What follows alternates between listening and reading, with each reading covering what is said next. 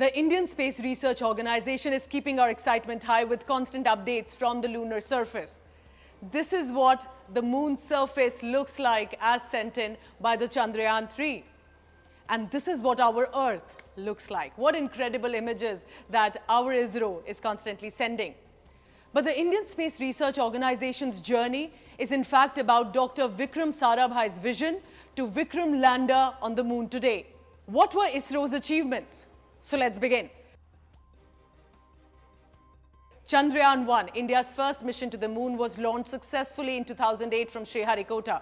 The spacecraft orbited around the moon at a height of 100 kilometers from the lunar surface for chemical, mineralogical and photogeological mapping of the moon. And then NASA confirmed that India's Chandrayaan-1 played a crucial role in the discovery of water molecules on the moon.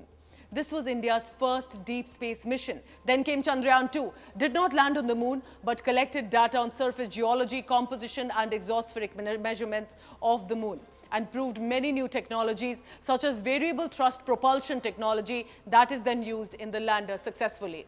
And then came Chandrayaan-3, India's ambitious third unmanned moon mission aboard India's heaviest rocket launch vehicle, Mark III.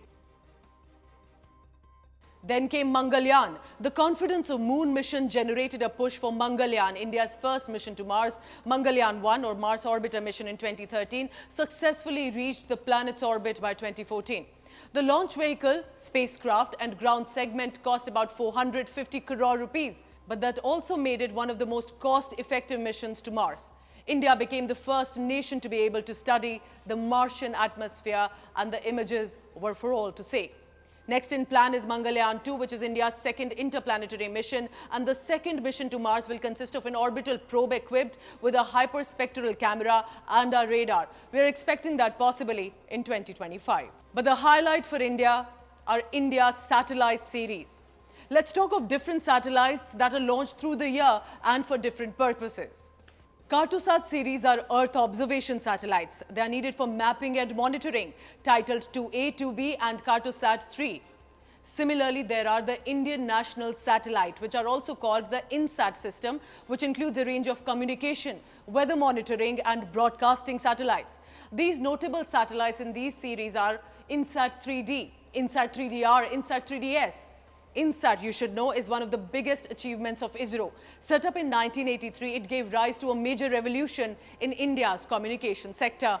Geosynchronous satellite, or the GSAT series, consists of satellites used for communication, remote sensing and meteorological applications. Prominent satellites in these series include GSAT-6, GSAT-7A and GSAT-30. And then comes the ResourceSat series. They are dedicated to resource monitoring and management, including land and water resources. ResourceSat-1 and ResourceSat-2 are examples of satellite in these very crucial series. These are just some of the examples I've mentioned about the major launches and satellite missions undertaken by ISRO. Remember, an average citizen benefits from each of these satellites. In fact, through remote sensing and communication programs like Indian Remote Sensing Program via IRS and INSAT, there are essential infrastructure, disaster management that can be studied. In fact, my research also showed that during the cyclone Phelan in 2013 in Odisha, it was these indigenous satellites that helped us gather a lot of data for the country and to be able to understand. ISRO's big highlight is the Polar Satellite Launch Vehicle, means the PSLV. It soared into skies first time in 1993. That first mission failed, but it sent back enough data for ISRO to identify the issue concerned and improve the next attempt. And within next 1 year, we had PSLV-D2 that sent remote sensing satellites IRS-1B into the polar orbit. And then we made headlines in 1997 when ISRO conducted the first generational and operational launch of the PSLV, which was a fully homegrown rocket that placed IRS-1D satellite into the orbit, ushering into an era of innovation, remote sensing and making India a clear space-faring nation. How do then Indian Space Research Organization assist other nations? This is a very crucial part. Even back in 2015, the PSLV C-28, in addition to 3 DMC-3 satellites, also carried 2 auxiliary satellites from the United Kingdom. With the overall liftoff mass of the 5 satellites amounting to about 1,440 kilograms, this mission becomes the heaviest commercial mission ever undertaken by Antrix and ISRO. In 2017, in its 39th flight, the PSLV C-37 successfully launched 714-kilogram Cartosat-2 series satellite along with 113 co-passenger satellites of United States of America, Netherlands, Switzerland and some other nations as well. In a written reply to the question in the Rajya Sabha, Space Minister Jitendra Singh said that from January 2018 to November 2022, ISRO has launched 177 foreign satellites belonging to countries like Australia, Brazil, Canada, Colombia, Finland, France, Israel, Italy, Japan, Lithuania, Malaysia, Luxembourg, Netherlands and many more on board PSLV and GSLV Mark III launchers under these commercial agreements. What did we get in return? Forex generated from providing these launch services is approximately $94 million and 46 million euros. India is leveraging existing partnership and forging new ones as well, like with Japan, with private players, meaning India is becoming a key player in space missions. Let's talk money. As per Statista, USA expenditure was $61 billion. China being in the second place with $12 billion of expenditure by a country in 2022, followed by Russia in the top 5. India's expenditure was approximately just about $2 billion.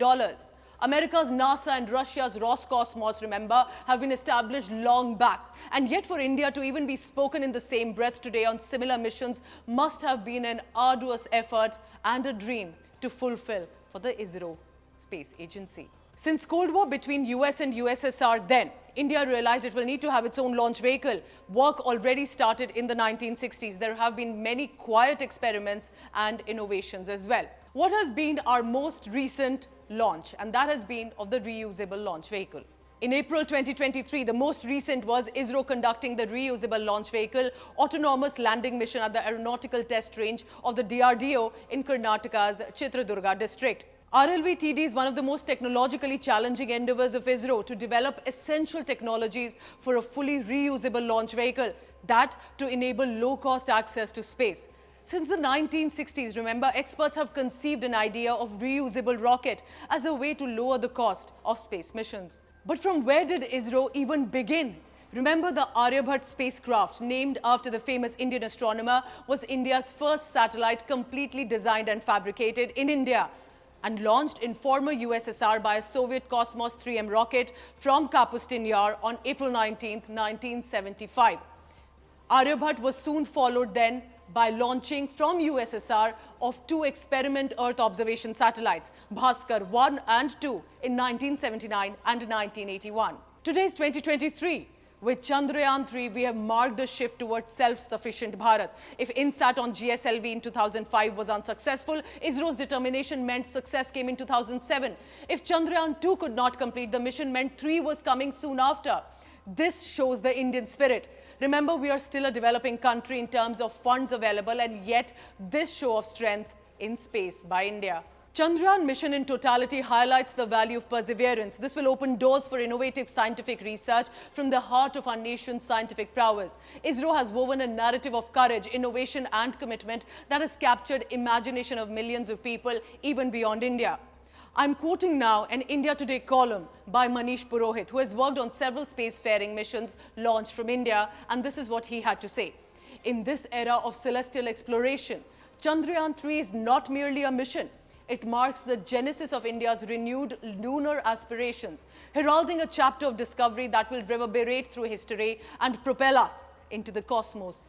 And we hope that it does too. Chandrayaan 3 highlights the value of perseverance. Success of Chandrayaan 3 could actually open doors for innovative scientific research for the world also to collaborate with India. This shows ISRO's resilience amid fluctuating funding for space organization, innovations constantly not demoralized by failures, and collaborations first at international level and then locally with emerging players. You've got to appreciate ISRO's self-reliance from start to where it has reached now. Indian Space Research Organization was once an underdog, only to be quoted in a derogatory fashion as this, or as its history like this. But remember that India has nothing to feel embarrassed or ashamed about our history in space missions. Yes, Indian scientists took rocket parts on bicycles in 1960s, but that reflected our determination despite lack of resources. ISRO was founded in 1969. Approximately 60 years later today, we are orbiting Moon's surface in 2023 and planning many more missions. Let's remember to appreciate how far we have come as a country in space, all thanks to our scientists in ISRO. That's not all. In our next series, I'll be telling you more about the missions ahead to Sun, Venus and beyond. Thank you for watching. Talking of the moon, here's a little something you probably didn't know the moon could do. Increase crime. Yup. 16 अगस्त को अमावस्या का समय है।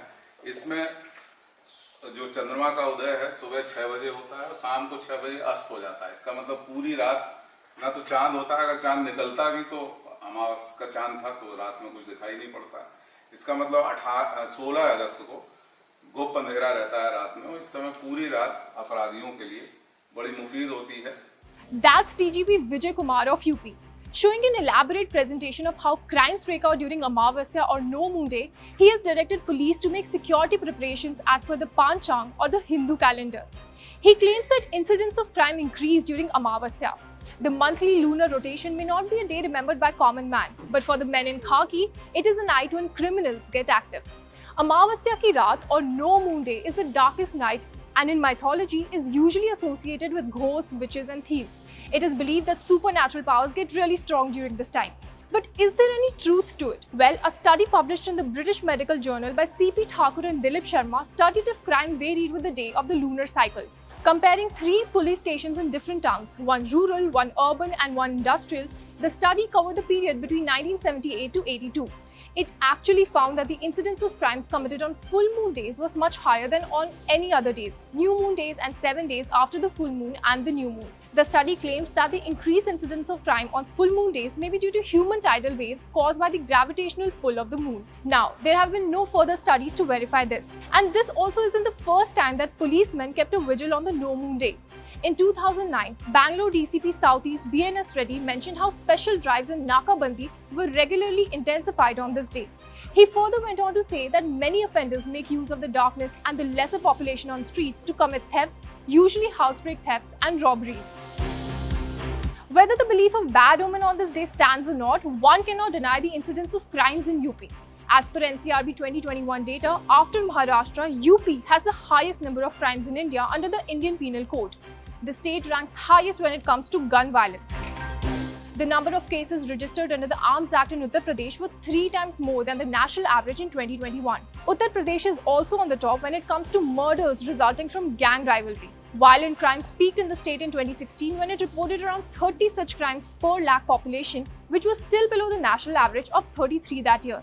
But the crime rate has dipped gradually since then, reaching 22.7 in 2021 against the national average of 30.2 in the same year. If intensified patrolling, increased police presence as per panchang calendar is going to help reduce crimes, so be it. For more informative videos like this, keep watching India Today News Mo.